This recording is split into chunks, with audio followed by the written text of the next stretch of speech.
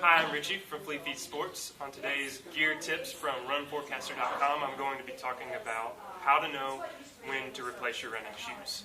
So very quickly, the three basic parts of a run shoe: you have the upper, you have the outsole or the tread, and then you have the midsole or the cushioning of the shoe. And commonly, you will look at the outsole to determine whether your shoes are worn out or not.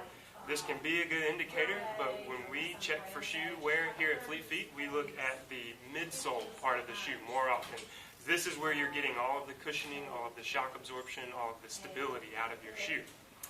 Now, the very simple way to know when your shoes are worn out is to know the mileage of the shoe.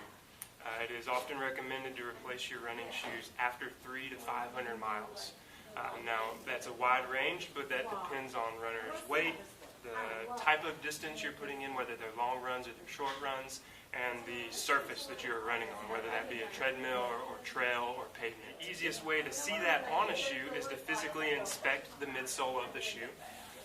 We oftentimes look for wrinkles in the midsole, where that means that the cushioning has compressed and not popped back into place. We also look for how responsive the shoe is, or the bend test. So how easily can you bend the shoe and how quickly does it pop back into place. I have a worn out shoe here, and you can see that it will just fold up on itself, and it will also fold the other direction. That means that the midsole is flattened out.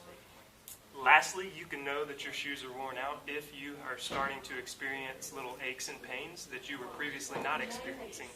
So if your training load has remained the same or has remained constant, but your shoes are wearing out and now you're suffering from things like shin splints or achy knees, or your arches are bothering you, it's a pretty good indicator that your shoes are worn out.